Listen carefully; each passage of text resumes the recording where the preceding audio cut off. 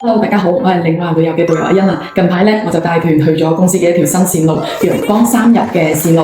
咁我哋去到有東方夏威夷、南方北大河之稱嘅海陵島，仲會喺嗰邊去感受無極大海景，嘆翻個下午茶，喺嗰度坐住睇住個海景，真係覺得人間值得。事不宜遲，我哋一齊嚟睇下呢一個3天嘅行程。第一日指定關口集合之後，我哋會經深中通道嚟到江門食中午飯。中午飯我哋會食到台山特色嘅5味鵝風味宴，仲有呢個紅葱頭淋雞。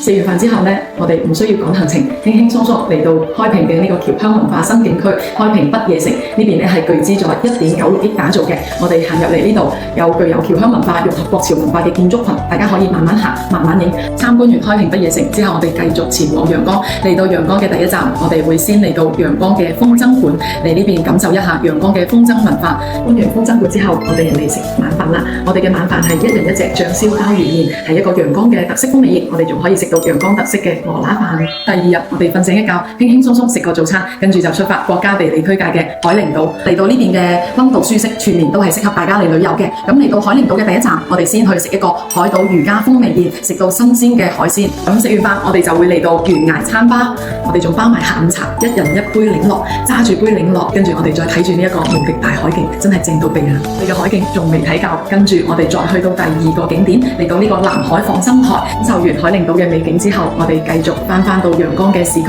咁我哋今晚食嘅就係陽江特色嘅白切雞宴啦。第3日早上，我哋繼續輕輕鬆鬆食個早餐，晏晏地出發，我哋嚟到江門嘅廣海漁人碼頭。我哋中午飯會喺呢度食一個鮑魚燜雞宴。食完飯之後呢，我哋繼續喺漁人碼頭呢邊打卡海味乾貨市場啊，各種嘅靚去味俾大家去選購，大家都可以滿載而歸。酒店呢，我哋2晚係連住同一間酒店嘅，我哋係住到陽江嘅天寶酒店。呢間酒店呢，位於鬧市中心，我哋行落樓下幾百米呢，就到陽江熱鬧嘅百利廣場啦。咁附近呢，仲有非常之多嘅茶樓、宵夜檔，大家夜晚仲可以嚟呢邊感受一下陽江嘅宵夜文化同埋夜茶文化。咁你哋話我哋呢一個可以坐喺懸崖餐吧嘆無敵海景，而且仲食埋鮑魚海鮮，2晚連住同一間酒店，輕輕鬆鬆、舒舒服服嘅3天團，你覺得幾錢呢？只需要399咋，仲嗱嗱聲揾我哋報名。